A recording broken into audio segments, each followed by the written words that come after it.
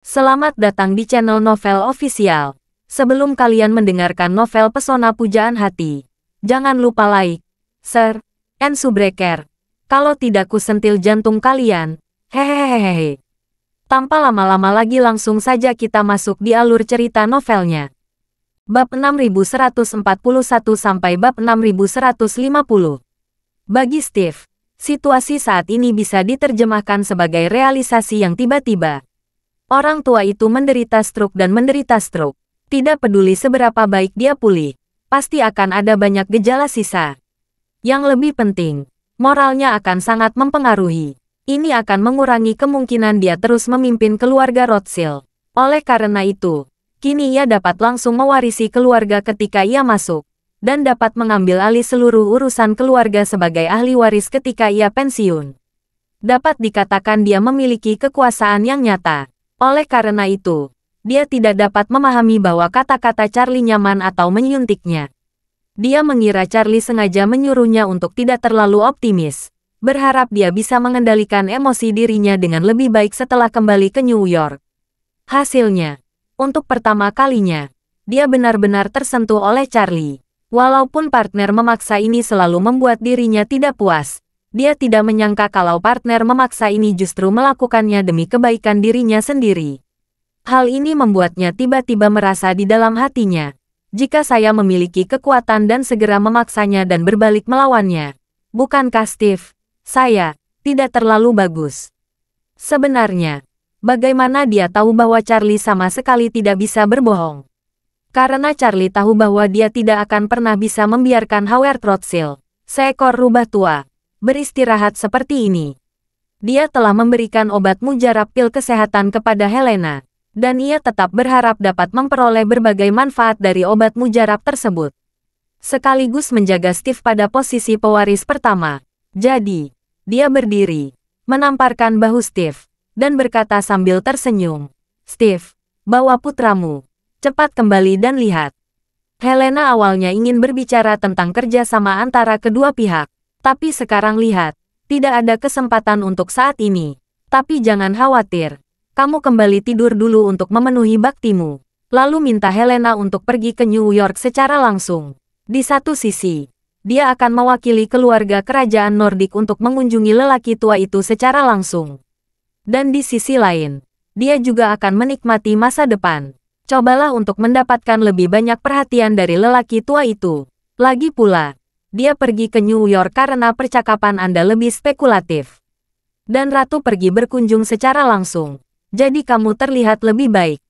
Steve juga cerdik, dan dia segera mendengar bahwa yang dimaksud Charlie dalam kata-katanya adalah meminta Helena pergi ke keluarga untuk mengisi adegan untuknya. Setelah semuanya, lelaki tua itu ingin memiliki hubungan dengan keluarga kerajaan Nordik, meminjam latar belakang kerajaan dari keluarga kerajaan Nordik, dan juga meminjam kehidupan Helena yang populer. Steve sungguh terharu saat mendengar Charlie bisa meminta Helena ke New York. Dia tidak bisa menahan diri untuk tidak memegang tangan Charlie dan berkata dengan serius, "Tuan Wade, jangan khawatir. Saya akan selalu mengingat kata-kata Anda. Jangan lupa menjadi kaya dan mulia. Jika saya menjadi pewaris keluarga Rothschild, keluarga Wade pasti akan menjadi mitra strategis kami." Charlie mengangguk dengan ekspresi senang di wajahnya. "Jika Anda memiliki hati ini, itu layak untuk bantuan saya." Steve mengangguk dengan antusias. Tetapi detik berikutnya, dia tidak bisa bertanya-tanya. Sial, siapa yang membantu siapa? Hei, lupakan saja, biarkan siapapun membantu siapapun. Bagaimanapun, dia berhasil mengeluarkan si Fang Baozuang, dan saya segera mengambil alih kekuasaan dengan lancar. Kerjasama yang saling menguntungkan untuk semua orang bisa dianggap sebagai kasus kerjasama bisnis yang sukses. Jadi, dia berkata dengan rasa terima kasih. "Tuan Wade, terima kasih atas bantuan Anda." Charlie sedikit tersenyum. "Ayolah, saya optimis tentang Anda." Faktanya, Charlie tidak meragukan ketulusan Steve saat ini. Tetapi dia juga tahu bahwa ketulusan ini mengandung unsur yang kurang lebih impulsif. Ibaratnya ketika orang minum terlalu banyak, mereka cenderung menjadi lebih murah hati dan banyak bicara dari biasanya. Jika A menjanjikan sesuatu kepada orang lain saat mabuk, mungkin akan menyesalinya setelah sadar. meskipun tidak menyesalinya. Oleh karena itu, Charlie tahu bahwa dia tidak dapat mempercayai janji lisannya. Jika tidak, dialah yang akan pasif di masa depan. Lagi pula, satu-satunya cara yang benar-benar dapat mengendalikan Steve adalah dengan menghidupkan kepentingan keluarga Rothschild dan membantu mengirim si Fang Mansion keluar dari New York dan kembali ke Tiongkok. Namun, untuk mengendalikannya melalui ini, premisnya adalah Howard, seekor rubah tua, harus memegang kendali. Begitu Steve, putra mahkota, naik tahta, dan dia memberi tahu Howard, putra mahkota, bahwa cucunya telah memberontak dan berkolusi dengan musuh asing, Howard tidak punya pilihan selain menghancurkan giginya dan menelannya. Jika tidak, anak sendiri tidak akan membiarkan dia pergi. Segera, Steve membawakan putranya, yang pertama kali datang ke Kanada, dan naik helikopter kembali ke New York. Dalam perjalanannya ke New York, tanda-tanda penting Howard distabilkan di ruang gawat darurat Rothschild. Hanya saja tubuhnya stabil. Namun sistem saraf orang tua itu masih sangat mempengaruhi. Yang paling parah, hampir tidak ada sensasi saraf di badan sebelah kanan, selain tangan kanan, kaki kanan, kejang kanan, dan lengan kanan, otot wajah dan otot lidah di sebelah kanan juga sangat tegang. Menyebabkan gangguan penglihatan, mulut terlihat dan mata sipit. Ini juga berarti pengucapannya juga akan mempengaruhi. Ini adalah standar hemiplegia. Untungnya otak Howard tidak terlalu terpengaruh dan kemampuan berpikirnya masih normal. Setelah dia sadar kembali, ahli struk menghiburnya dan berkata, "Tuan Rothschild, tubuh Anda sekarang sudah keluar dari bahaya. Hanya saja Anda mengalami beberapa gejala hemiplegia. Namun Anda tidak perlu terlalu khawatir. Kami memiliki sistem rehabilitasi medis terbaik di dunia. Selama Anda dapat berpartisipasi aktif dalam pelatihan rehabilitasi, saya yakin Anda akan dapat memperoleh kembali kemampuan Anda untuk bergerak mandiri dalam waktu dekat." Howard masih dalam suasana hati yang agak ekstrim, gemetar dan kebingungan gigi sambil mengumpat, "Brengsek, bajingan. Panggil, yang terbaik, tim pengacara terbaik. Aku ingin melawan tuntutan hukum dengan Tiongkok untuk menginginkan si Fang kita kembali, si Fang Baozuang." Dokter melihat tekanan darahnya melonjak dalam sekejap, dan dengan cepat menghiburnya. "Tuan Rothschild, hal yang paling tabu bagi Anda saat ini adalah emosi yang berlebihan. Jika Anda memiliki masalah kardiovaskular dan cerebrovaskular, masalahnya hanya akan bertambah buruk dan bahkan mengancam jiwa. Saya menyarankan Anda sekarang mengalihkan pandangan dari semua hal yang tidak dapat Anda abaikan sebelumnya. Sebesar apapun kerugian yang Anda derita sebelumnya, Anda harus selalu mengingatkan diri Anda dalam hati bahwa menyelamatkan nyawa Anda itu penting dan Anda tidak boleh membiarkan kerugian terjadi. Jika terus meluas, apalagi jika sampai ke tangan Anda, tubuhnya sendiri. Kalau dilihat dari gejala yang Anda alami tadi, kalau itu orang biasa, kalau waktu pengobatannya ditunda beberapa menit saja, mungkin sudah meninggal." Setelah itu, dokter berkata dengan serius, "Tuan Rothschild, Anda sudah mempunyai uang yang tidak ada habisnya. Tetapi Anda tidak memiliki kehidupan yang tidak ada habisnya. Di depan umur yang panjang, semuanya hanyalah awan." Seorang komedian Tiongkok mengutarakan dengan sangat baik, "Kesedihan terbesar dalam hidup adalah orang mati dan uang tidak dibelanjakan. Pikirkan sendiri, apakah ini benar?" Howard tidak menyangka dokter akan berbicara begitu langsung dan tidak menyenangkan. Reaksi pertamanya adalah secara naluriah ingin marah. Dia sangat marah, tetapi kemudian tanpa sadar dia memikirkan apa yang baru saja dilakukan dokter. Sangat mudah untuk kehilangan kesabaran, tetapi dengan kondisi fisiknya saat ini, mungkin akan lebih mudah untuk kehilangan kesabaran dan membunuh dirinya sendiri. Dia telah menikmati kekayaan dan kekayaan seumur hidup. Dia tentu saja tahu bahwa hidup adalah hal yang paling berharga dalam hidup di dunia. Meskipun harta karun di segala penjuru terkait dengan kekayaan masa depan dan takdir seluruh keluarga Rothschild, jika dia mati, apa yang akan terjadi meskipun keluarga Rothschild menguasai dunia dan mendominasi alam semesta di masa depan? Tapi jika dia mundur memilih, jika bisa bertahan dan hidup lebih lama, apa yang akan terjadi meskipun keluarga Rothschild sedikit menurun? Lalu bagaimana jika keluarga Rothschild merosot 90% di tangannya sendiri dan aset mereka menyusut dari puluhan ribu bahkan 10 triliun dolar AS menjadi ratusan miliar dolar? Bukankah dia masih punya uang sehingga dia tidak bisa menghabiskan seluruh uangnya? Bukankah masih menikmati berkah yang tak ada habisnya? Perkataan dokter tersebut membuat Howard mulai memeriksa kembali masalah si Fang Baozuang. Memang benar saya telah menderita kerugian besar bagi si Fang Baozu, dan bahkan kesehatan saya sendiri. Tetapi sekarang, jika saya masih mempertahankannya, secara objektif, itu hanya akan menambah kerugian. Dan tidak akan pernah ada peluang untuk menanggung kerugiannya.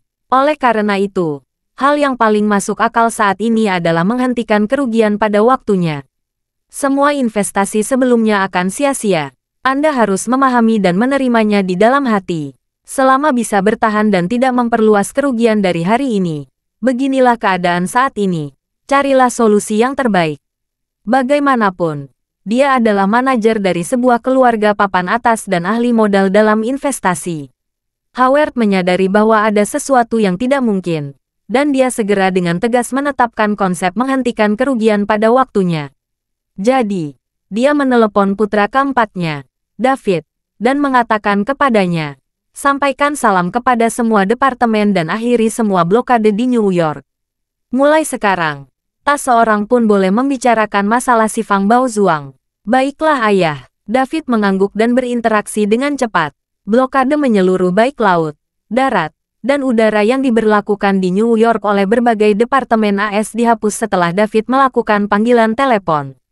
Ini juga berarti keluarga Rothschild telah menyerah sepenuhnya pada istana si Fang.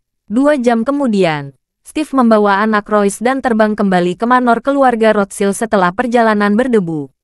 Begitu ayah dan anak itu turun dari helikopter, mereka menggerakkan ke unit perawatan khusus pusat kesehatan untuk mengunjungi lelaki tua mereka. Saat ini, pada dasarnya semua anggota inti keluarga Rothschild di New York telah ditarik kembali. Dan yang lainnya sudah dalam perjalanan kembali ke New York dari seluruh dunia. Mereka berjaga di ruang tamu di luar negeri, duduk di sofa, berdiri di depan jendela, atau mondar-mandir. Tetapi tidak ada yang berbicara. Mereka memiliki hak dan tanggung jawab yang berbeda dalam keluarga Rothschild.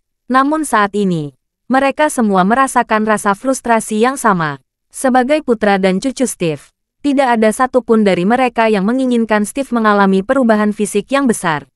Bukan karena mereka sangat berbakti, tapi mereka tahu bahwa begitu orang tua itu sakit, mau tidak mau haknya akan jatuh ke tangan kakak tertua sebagai ahli waris.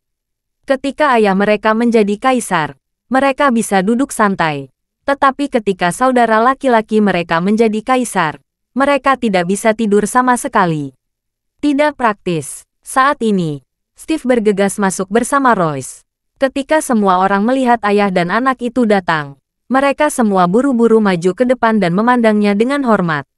Seolah-olah mereka sedang menunggu kakak laki-laki tertua untuk bertanggung jawab atas situasi secara keseluruhan. Terlebih lagi, David langsung melangkah maju dan meraih tangan Steve sambil tersedak dan berkata, "Saudaraku, kamu akhirnya sampai di sini. Semua orang menunggu kamu mengambil keputusan. Jika kamu tidak datang, tidak ada dari kami yang akan memiliki tulang punggung."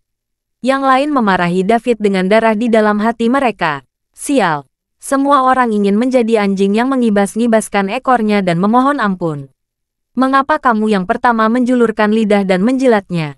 Jadi, semua orang hanya bisa menggema dalam beberapa kata. Ya, saudara, kami menunggu Anda datang. Faktanya, orang-orang ini telah salah memahami David. Nyatanya, David tidak berinisiatif untuk menjilat Steve, kakak laki-lakinya. Ia pernah mempelajari seni perang Sun Tzu beberapa waktu lalu, dan juga mempelajari beberapa karya politik Tiongkok kuno.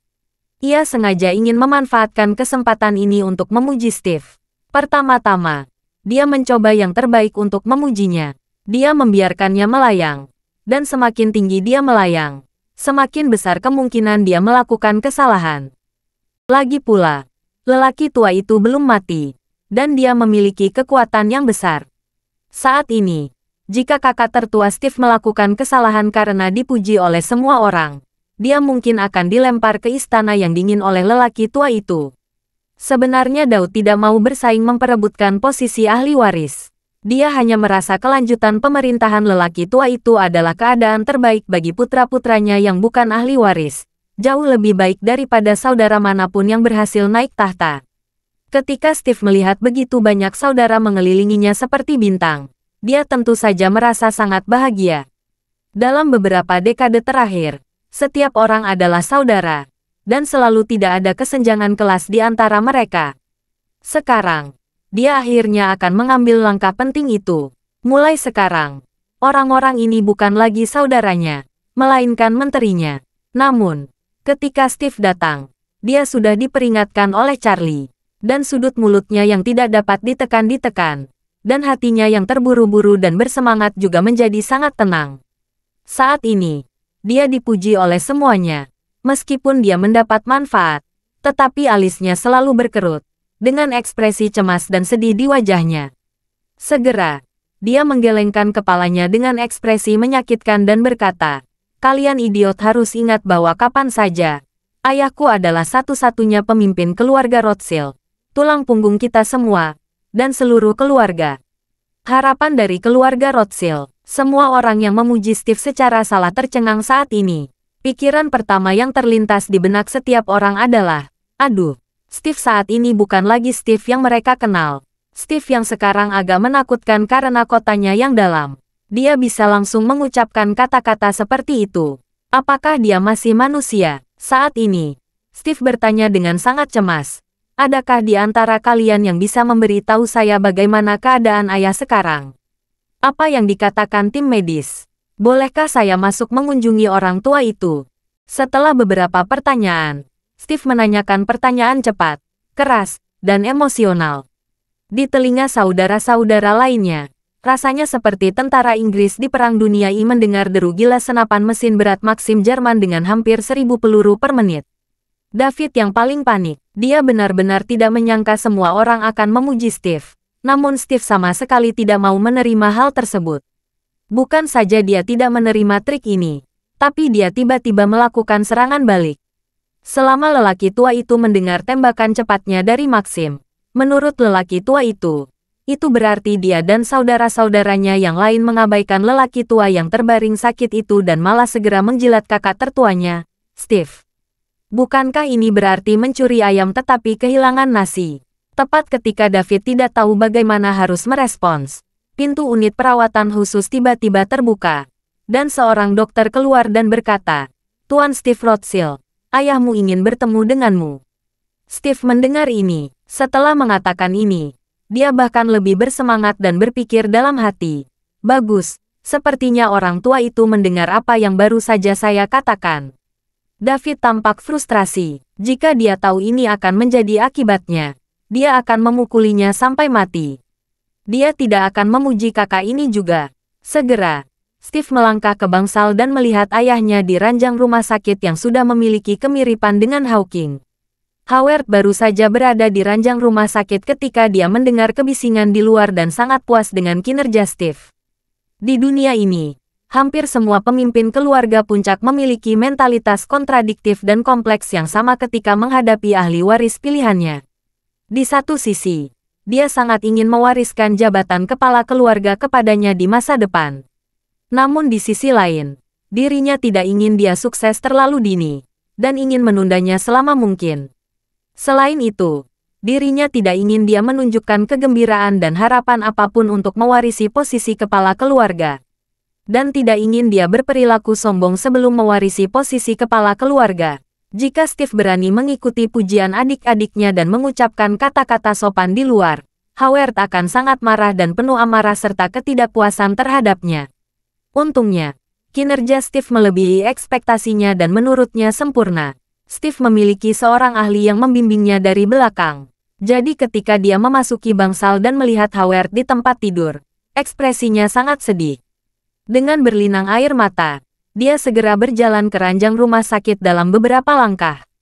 Berlutut dengan satu kaki di depan ranjang rumah sakit, menatap ayahnya, lalu bertanya dengan sedih, "Ayah, bagaimana perasaanmu?" "Saya khawatir sepanjang jalan ketika aku datang ke sini." Howard begitu tersentuh sehingga dia tergagap. Aku tidak buruk. Nak, kamu tidak perlu khawatir. Setelah itu, Howard menghela napas dan berkata dengan penuh emosi. Dokter bilang, Anda menderita hemiplegia. Di masa depan. Mungkin sulit untuk pulih sepenuhnya. Kapan Steve mendengar ini, dia sangat gembira dan wajahnya dipenuhi kesedihan. Dia berbalik dan menatap dokter dan bertanya dengan keras. Dia berkata, apakah ada cara agar ayah saya pulih seperti semula? Dokter dengan cepat menjelaskan, Tuan, tidak ada seorang pun di dunia ini yang bisa sembuh dari stroke seperti ini.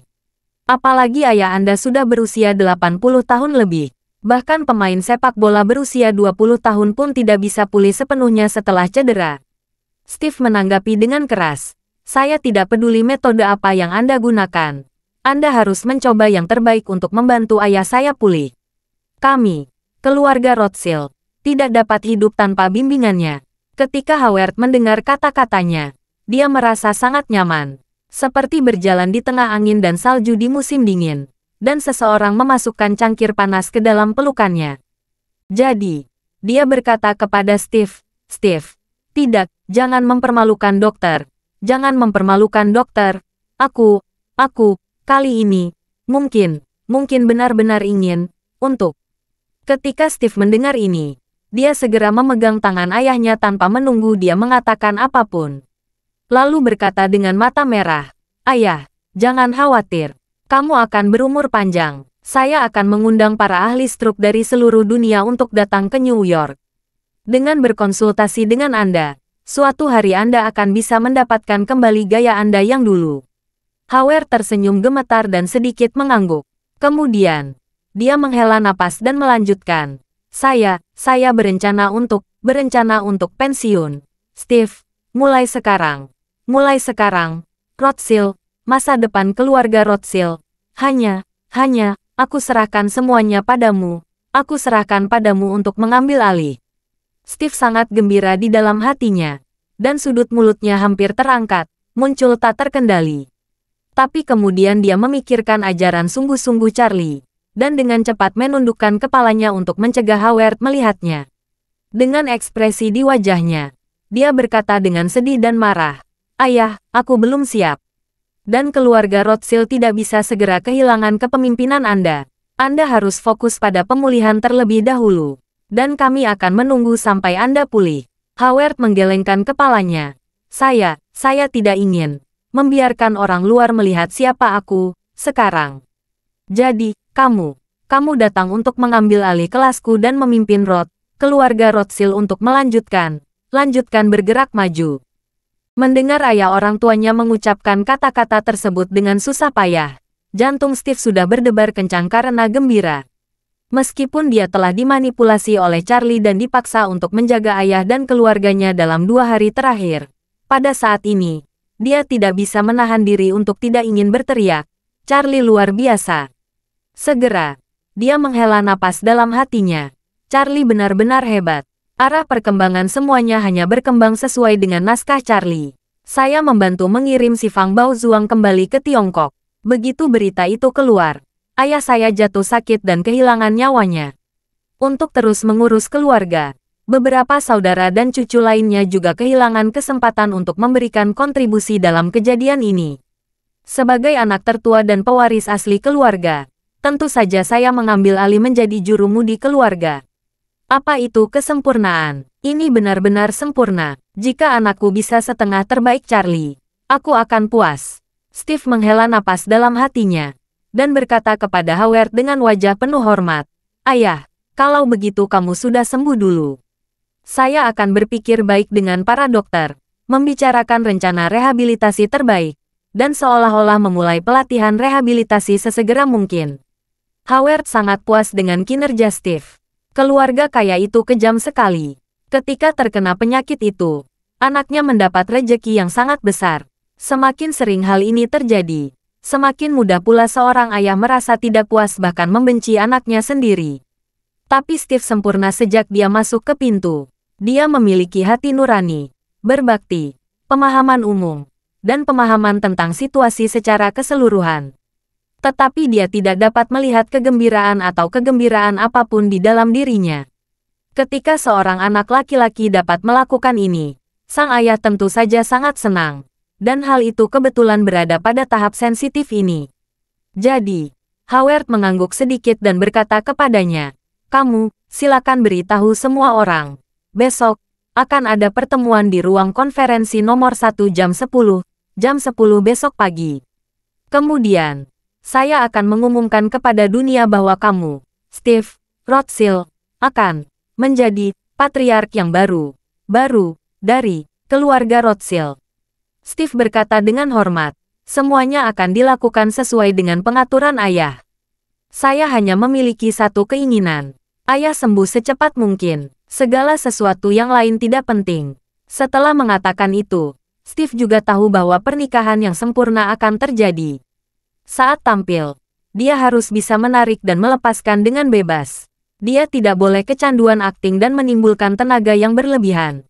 Jadi, dia langsung berkata kepada Howard, "Ayah, saya tidak akan mengganggu istirahatmu.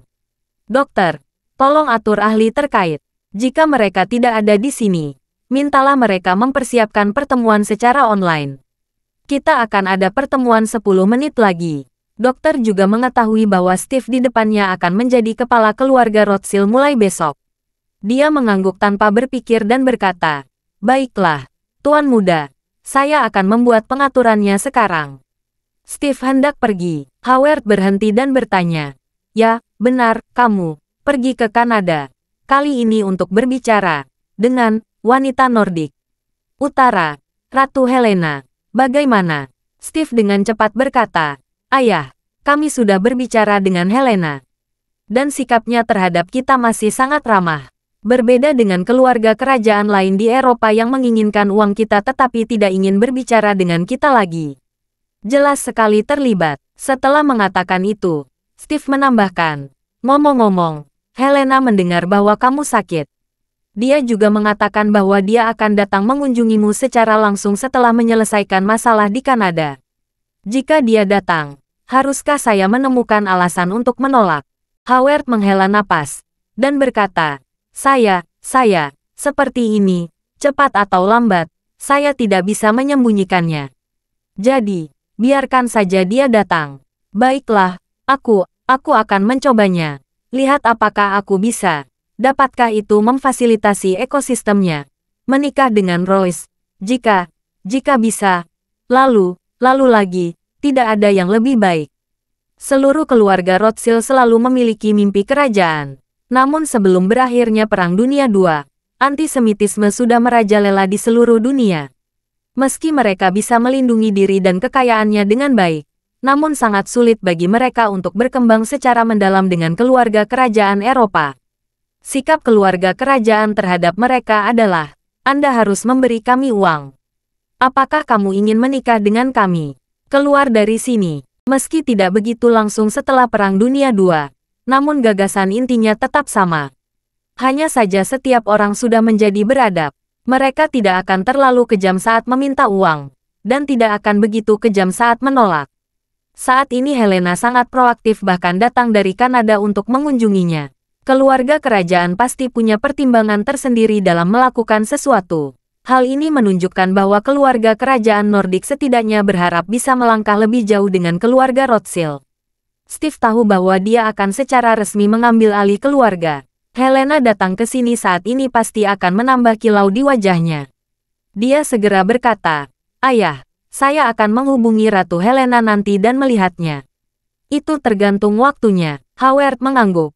"Oke, saya serahkan pada kamu." Setelah Steve meninggalkan bangsal, dia segera mengatur agar dokter menyiapkan ruang konferensi.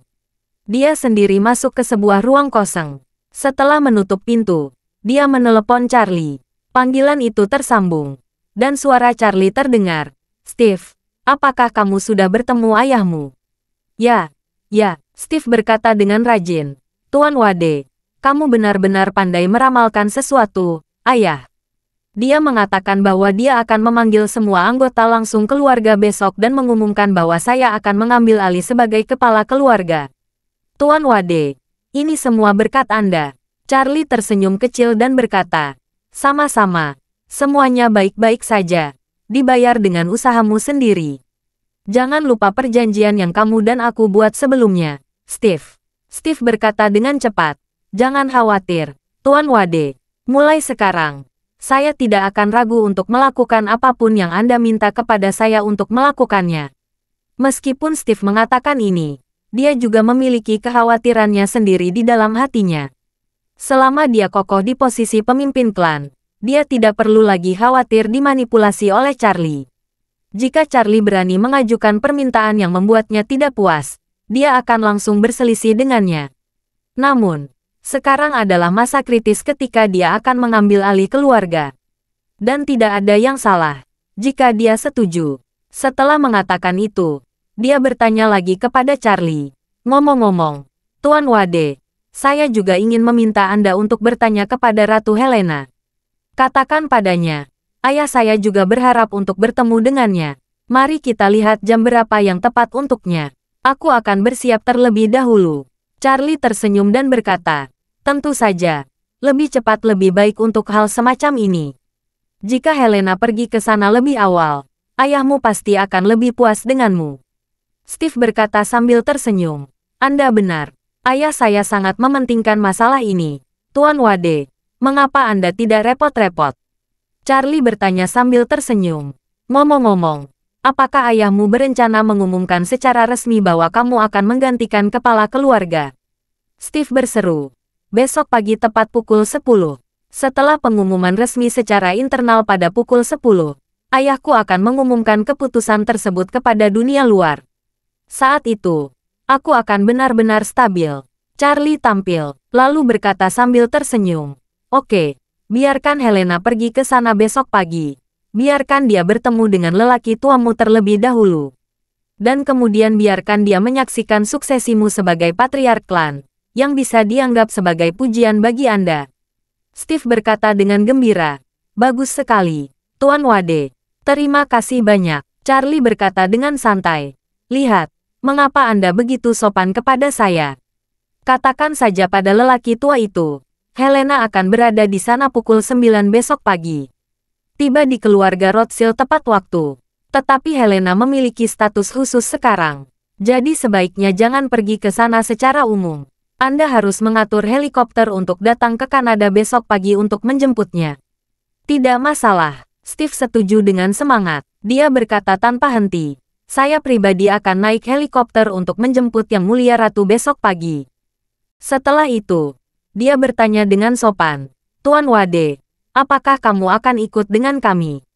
Charlie tersenyum dan berkata, saya tidak akan ikut bersenang-senang. Ketika Anda berhasil naik tahta, saya akan meminta seseorang untuk mengirimi Anda hadiah ucapan selamat. Steve tersenyum dan berkata, oh, kamu terlalu sopan. Jika saya berhasil naik tahta, saya harus mengatakan sesuatu. Bagaimana saya bisa menerima hadiah dari Anda? Charlie berkata dengan santai, lupakan, kamu dan aku tidak harus sopan di sini. Ketika Anda berhasil naik tahta, kita akan punya banyak waktu untuk menjaga suasana tetap sopan. Baiklah, Steve berkata sambil tersenyum. Baiklah, terima kasih Tuan Wade. Semuanya terima kasih. Ketika Steve Rothschild mengucapkan terima kasih kepada Charlie dari lubuk hatinya, Charlie menutup telepon dan mulai berdiskusi dengan Helena bagaimana cara menuangkan air dingin di pagi hari besok. Karena kunjungan Helena ke Kanada akan berakhir dalam 2 hari, jadwalnya relatif longgar. Apalagi sebelumnya Helena sudah mengumumkan bahwa dirinya sedang sakit, sehingga pihak Kanada tidak memiliki jadwal yang terlalu padat. Besok pagi Helena akan memiliki waktu luang sepenuhnya, namun sore harinya akan ada pertemuan dan kunjungan rutin. Jadi dia bisa berangkat ke New York untuk menemui Howard pada pukul 7 dan kembali pada siang hari. Apa yang Charlie ingin dia lakukan tidaklah terlalu sulit. Setelah bertemu Howard, dia bisa menyelesaikannya dalam waktu setengah jam. Sejak merasakan pesona model AI terakhir kali, Charlie memikirkan tentang teknologi baru ini. Dia belum bisa memikirkan apa kegunaan pun dari AI-nya. Tapi dia merasa hal ini akan sangat berguna bagi Istana Wanlong dan East Shipping di masa depan.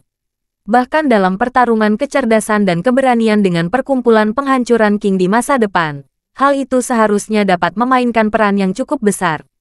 Jadi, dia memberitahu Helena tentang persyaratan versi barunya dan mengatakan kepadanya, Helena, Saat kamu pergi menemui Howard kali ini, selain bertanya untuk mengumpulkan uang, kamu juga meminta dia membuatkanmu satu set model AI di Eropa Utara yang serupa yang ada di Silicon Valley. Dan meminta untuk menandatangani perjanjian, berjanji bahwa model AI ini akan diperbarui dan ditingkatkan secara real-time dengan yang ada di Silicon Valley. Jika tidak, semua saham perusahaan AI itu akan diberikan kompensasi kepada keluarga kerajaan Nordik.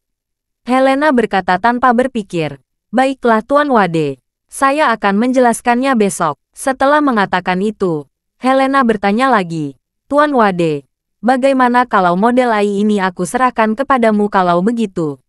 Charlie berkata, "Serangkaian hal ini, serahkan untuk digunakan Istana Wanlong. Setelah model server AI dibangun di Eropa Utara, saya akan meminta mereka mengirim orang untuk mengambil alih. Kalau kamu, keluarga kerajaan Nordik, memiliki kebutuhan yang relevan, kamu dapat menghibur sesuka hati." Helena tersenyum dan berkata, "Saya masih belum tahu tentang apa model AI ini digunakan. Selain untuk saya, keluarga kerajaan Nordik sudah tua, lemah, sakit dan cacat. Mereka tidak berpikir mereka bisa menggunakan sesuatu secanggih AI." Saat dia berkata, dia menambahkan berkata, "Tapi Tuan Wade, jangan khawatir. Ketika server ditempatkan di Eropa Utara, pasti akan lebih aman daripada menempatkannya di sebagian besar tempat." Charlie mengangguk dan berkata, "Ngomong-ngomong, saat kamu bertemu Howard besok, kamu tidak boleh membiarkan pihak ketiga lainnya hadir. Terutama Steve." "Oke," Helena berkata, "kalau begitu aku jelas akan meminta untuk bertemu Howard sendirian." Setelah mengatakan itu, Helena bertanya lagi, "Tuan Wade, apa lagi yang Anda punya? Apakah Anda ingin memberikan instruksi?" Charlie tersenyum dan berkata, "Setelah mencapai kesepakatan dengan Howard, kamu harus meminta Howard untuk menyetujui persyaratan tambahan." Helena berkata, "Tuan Wade, tolong beritahu saya." Charlie berkata, "Minta dia. Saya berjanji, dia tidak akan pernah memberitahu siapapun tentang obat mujarab itu. Bahkan anak pun tidak. Jika ada yang bertanya mengapa dia tiba-tiba sembuh, minta dia selalu harmonis bahwa itu adalah mukjizat atau manifestasi dari Tuhan." Inilah penjelasannya. Dengan itu, Charlie menambahkan, "Katakan padanya, katakan saja kamu memiliki pil yang lebih baik. Jika dia mengacungkan di masa depan, kamu dapat mendiskusikannya lagi. Tetapi prasyaratnya adalah dia harus menyetujui persyaratan pil tambahan tersebut." Helena mengangguk dan berkata, "Baiklah, Tuan Wade, saya sudah mengingatnya." Charlie menambahkan, "Ngomong-ngomong, setelah semuanya beres, pertengkaran untuk memberitahu dia alasan kamu membawa obat yang begitu berharga. Kamu pergi menemuinya karena tergerak oleh penjualan Steve dan membantu Steve mendapatkan kesan yang lebih baik di hadapannya." Helena bertanya dengan bingung, "Jika Tuan Wade ingin menahan Steve, mengapa? Apakah kamu ingin membantu mendapatkan kesan yang baik di depan Howard?" Charlie tersenyum dan berkata, "Karena Steve memiliki pegangan di tangan saya. Ada dua pertemuan untuk memastikan pegangan ini paling efektif. Poin pertama adalah ayahnya harus terus berkuasa. Dan poin kedua adalah dia ada dalam pikiran ayahnya. Dia harus tetap menjadi pilihan pertama untuk mewarisi keluarga Rothschild. Hanya dengan cara ini saya bisa menanganinya dengan baik. Jika suatu hari dia dianggap sebagai anak terlantar oleh Howard dan dia sendiri meninggalkan dirinya sendiri, pegangan itu secara alami tidak berharga." Saat dia berbicara, Charlie menambahkan, "Pegangan ini secara kolektif disebut bahan hitam. Ini seperti kamu mengenal seorang gangster atau seorang gadis muda. Kamu tahu bahwa orang ini berpartisipasi dalam kekerasan di sekolah dan menyediakan layanan pornografi. Tetapi orang ini ketika dia hanya tumpukan sampah. Informasi hitam semacam ini tidak penting baginya. Tetapi jika suatu hari orang ini beruntung dan tiba-tiba menjadi bintang besar, informasi hitam di tangan kamu tidak akan berarti apa-apa dia. Itu cukup fatal." Helena mengangguk sedikit dan berkata sambil tersenyum, "Karena Tuan Wade berencana memberi Howard pil di masa depan, apakah kamu ingin Steve selalu menjadi pewaris pertama?" "Ya," Charlie berkata sambil tersenyum. "Tidak, kita harus membiarkan dia duduk di posisi pewaris dengan aman selama beberapa tahun lagi. Dalam beberapa tahun terakhir, ada pegangan untuk menahan dan pil untuk menahan ayah. Jadi tentu saja ini adalah senjata ajaib yang mengikat seluruh keluarga Rothschild. Setelah mengatakan itu, Charlie berdiri dan berkata, "Kamu harus melakukan aktivitas di sore hari, kan?" "Ya," Helena mengangguk dan berkata, "Kanada mengatur kami untuk beberapa menghadiri kegiatan kunjungan dan menghadiri makan malam resmi di malam hari." "Oke," Charlie mengangguk dan berkata, "Kalau begitu, kamu harus memperhatikan keselamatan kamu sendiri. Saya akan kembali ke Amerika Serikat suatu hari nanti." Helena bertanya dengan heran, "Tuan Wade, apakah kamu ingin kembali ke Amerika Serikat lagi?" Charlie berkata, "Ya, semua urusan saya di New York telah terselesaikan. Kamu harus menunggu 2 hari sebelum kembali ke Eropa Utara. Saya memiliki beberapa hal yang perlu saya komunikasikan dengan kakek saya secara langsung. Saya tidak akan melakukannya di sini.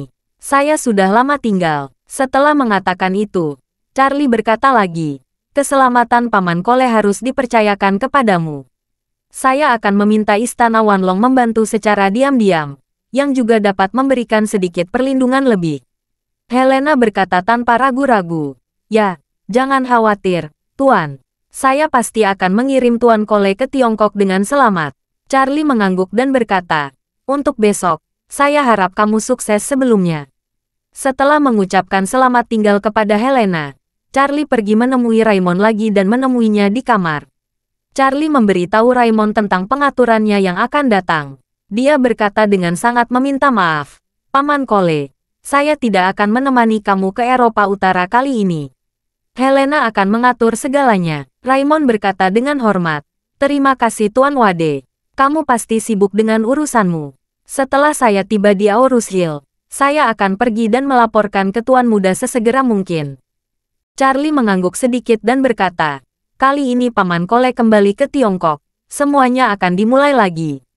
Helena akan membantu kamu mengatur transisi identitas di Eropa Utara. Setelah kamu tiba di Aurus Hill, saya akan meminta seseorang mengatur identitas baru untuk kamu. Identitas baru yang tidak pernah meninggalkan Tiongkok dan memiliki latar belakang yang sempurna." Setelah itu, Charlie berkata lagi, "Paman Kole, meskipun keluarga Rothschild telah membatalkan tuntutan terhadap kamu, jika mereka tahu bahwa kamu masih hidup, mereka mungkin tidak akan menyerah untuk membalas dendam kepada kamu. Terlebih lagi, masalah ini sangat rumit. Mereka semua fokus pada si Fang Baozu dan memalsukan kematianmu, dan tidak ada mayat yang tersisa di dalam api. Itu adalah jalan buntu tanpa petunjuk apapun bagi keluarga Rothschild dan perkumpulan penghancuran Qing. Oleh karena itu, dalam waktu singkat, kamu mungkin harus terbiasa dengan keadaan mati suri ini. Dan tidak pernah berhubungan dengan orang yang kamu kenal sebelumnya, termasuk keluarga kamu di London." Raymond mengangguk dan berkata, "Jangan khawatir, Tuan Muda. Ketika saya melakukan ini, saya sudah bersiap untuk tidak melihat keluarga saya selama sisa hidup saya." Charlie menghiburnya, "Sebenarnya, tidak memakan waktu seumur hidup. Ketika saya menyelesaikan perkumpulan penghancuran Qing suatu hari nanti, kamu dapat kembali ke Amerika Serikat secara terbuka menggunakan identitas Raymond perkumpulan penghancuran Qing, atau bersatu kembali dengan keluarga kamu secara terbuka. Pada saat itu, keluarga Rothschild pasti tidak akan dapat menimbulkan masalah apapun. Saya akan menanyakan kepala keluarga mereka. Saya akan datang ke rumah mereka secara pribadi untuk meminta pengampunanmu." Raymond berkata dengan tegas, "Saya yakin Tuan Wade akan mampu sepenuhnya menjadi anggota perkumpulan penghancuran Qing." Setelah itu, dia memikirkan sesuatu dan berkata sambil tersenyum, "Guru, sebaiknya kamu membantu saya mendapatkan Raymond." Identitasnya adalah Raymond sebelumnya. Mengenai identitas, latar belakang dan riwayat hidup Raymond ini, sama seperti apa yang saya buat untuk Nona Mort. Identitas itu baru saja saya palsukan pada saat itu. Itu tidak dapat menahan penyelidikan dan pengawasan mendalam. Jika Tuan Muda dapat memasukkan informasi itu ke dalam latar belakang resmi identitas baru dan menjadikannya menjadi identitas asli terprogram secara alami akan lebih kredibel. Ketika saya kembali ke Aurus Hill, saya juga dapat menggunakan identitas ini untuk pamer di pasar secara terbuka. Selama saya berada di Vintage Deluxe, dan juga mengenal banyak orang di lingkaran barang antik Aurus Hill, termasuk ayah mertuamu, Tuan Xiao. Charlie tidak bisa menahan senyum dan berkata, Paman Cole, kamu punya ide bagus. Jika kamu kembali ke Aurus Hill sebagai Raimon, itu akan kredibel. Gelar pasti akan lebih tinggi, dan kamu dapat dengan cepat berintegrasi ke dalam lingkaran antik Aurus Hill dan bersembunyi di kota. Saat dia berkata, Charlie bercanda, jika ayah mertuaku tahu bahwa kamu telah kembali ke Aurus Hill, dia mungkin masih memiliki ketakutan tentang apa yang terjadi saat itu. Raimon berkata sambil tersenyum. Untungnya, orang yang menamparkan ayah mertuamu adalah penjaga keamanan Vintage Deluxe, bukan aku. Kalau tidak, jika ayah mertuamu melihatku, dia mungkin akan melawanku sampai mati. Charlie berkata sambil tersenyum. Tidak masalah, ayah mertuaku adalah ini. Orang-orang lebih berani dan tidak akan melakukan sesuatu yang ekstrim. Setelah mengatakan itu, Charlie mengamati Raimon dan bertanya, Paman Cole, apa rencanamu ketika kamu tiba di Aurus Hill? Apakah kamu ingin terus bekerja di industri barang antik? Raimon berkata, saya tidak memiliki banyak kemampuan. Saya sudah merindukan barang antik selama beberapa dekade. Yang saya pikirkan sekarang adalah, jika identitas Raimon sempurna, maka saya akan kembali ke Aurus Hill dan membuka toko barang antik kecil. Di satu sisi, seperti yang dikatakan muda tuan, bersembunyi di kota hanyalah salah satu alasan keselamatan. Selain itu, saya tidak harus bersembunyi di kegelapan sepanjang waktu dan tidak berani melihat orang. Di sisi lain, jika tuan muda membutuhkan saya untuk apapun, saya siap dipanggil. Charlie merasa apa yang dikatakan Raimon sangat masuk akal. Status Raimon saat ini adalah dia hilang. Tetapi di mata keluarga Rothschild, dia telah terbakar sampai mati bersama Jaime. Dia menghilang dari dunia bersama dengan Jaime dan Tuan Zoro. Dan mereka bahkan tidak dapat menemukan Jaime dan Tuan Zoro, yang sangat mereka kenal. Tidak mungkin melewatkan kedua orang ini dan pergi secara khusus mencari Raimon Cole. Apalagi identitas Raimon hanyalah seorang pedagang barang antik yang lahir dan besar di Tiongkok. Dia bekerja dari Panjiayuan dan akhirnya dikeluarkan oleh Jasmine di Vintage Deluxe. Selama Raimon perlu menambah pengalaman hidup setelah meninggalkan Vintage Deluxe, dia akan dapat berintegrasi dengan sempurna ketika kembali ke Aurus Hill. Terlebih lagi, lingkaran antik Aurus Hill sangat kelas bawah. Kebanyakan dari mereka adalah penipu seperti Zakari dan pendekar pedang dua tangan seperti ayah mertuanya Jacob. Tidak mungkin orang-orang ini mengenali Ramon dari keluarga Cole di Amerika Utara. Jika Raimon benar-benar membuka toko kecil di jalan antik di Aurus Hill saat itu, dia pasti tidak akan mencolok. Jadi, Charlie bertanya kepadanya, Paman Cole, setelah saya kembali, saya akan mengkonfirmasi identitas Raimon untuk Anda. Hanya saja Anda meninggalkan Vintage Deluxe dan kembali ke Aurus Hill kali ini. Bagaimana rencanamu menghadapi pengalaman hidup di antaranya? Raimon tertawa, berkata, jika waktunya tiba, saya akan menyiapkan sejumlah barang antik yang tidak mencolok terlebih dahulu. Ketika saya tiba di Aurus Hill, saya akan menemukan beberapa kenalan lama di lingkaran barang antik dan pergi ke toko Pange di Jalan Antik. Saya akan memberitahu masyarakat bahwa saya telah pergi ke pedesaan Barat Laut dan Barat Daya untuk mengumpulkan barang antik selama periode ini. Saya pergi ke sana, menyimpan beberapa barang, dan merasa tidak ingin pergi ke Aurus Hill. Jadi saya kembali ke Aurus Hill untuk membuka sebuah toko. Charlie mengangguk pernyataan ini lebih dapat dipercaya. Saya akan mengatur beberapa untuk kamu ketika tiba. Kamu dapat naik kereta ke Barat Daya dan Barat Laut. Dan juga dapatkan beberapa catatan hotel-hotel. Dan gabungkan catatan ini untuk membuat laporan bank. Jika ada yang ingin memeriksa kamu, selama segala sesuatu di masa lalu dapat dilacak dan logis, seharusnya tidak ada masalah. Raimon menangkupkan tangannya dan berkata dengan penuh rasa terima kasih. Kalau begitu semuanya tergantung pada Tuan Lau. Kebetulan saya tidak melakukan apa-apa selama 2 hari ini. Saya meluangkan waktu untuk memikirkan tindakan yang lebih masuk akal di masa lalu. Saya akan mengirimkannya pada kamu nanti. Anda dapat meminta seseorang untuk menyimpan sebagai file catatan sesuai dengan lintasan tindakan yang saya sortir. Oke, Charlie mengangguk dan bertanya kepadanya. Paman Cole, apakah ada hal lain yang ingin kamu katakan kepada saya? Raimon berkata dengan tergesa-gesa, tidak. Apakah saya berani? Saya punya pertanyaan untuk Tuan Muda. Charlie berkata, Paman Kole, tolong beritahu saya. Raimon bertanya kepadanya. Apakah Tuan Muda sudah membaca kata pengantar buku apokaliptik? Belum, Charlie berkata. Chen berkata dengan jujur. Saya mengambil fotokopi kata pengantar buku apokaliptik dengan si Fang Baozu pada saat itu. Namun, saya belum sempat membaca dengan hati-hati. Saya awalnya berencana menunggu sampai saya kembali. Saya akan meluangkan waktu untuk mempelajarinya dengan cermat. Raimon mengangguk dan berkata, isi dari kata pengantar buku apokaliptik sangat mendalam dan tidak jelas. Saya tidak dapat memahami alasannya setelah mempelajarinya. Jadi saya menyerah. Kalau kamu tertarik, Tuan Muda, kamu bisa menghabiskan banyak waktu untuk meneliti dan melupakan makanan dan tidur untuk waktu yang lama sebelum dia secara bertahap menemukan jalannya. Jadi guru, jika kemajuanmu tidak mulus pada awalnya, jangan terlalu khawatir. Luangkan waktumu, dan pada akhirnya kamu akan mencapai sesuatu. Terima kasih sudah mendengarkan cerita novel Pesona Pujaan Hati. Sampai jumpa di novel selanjutnya.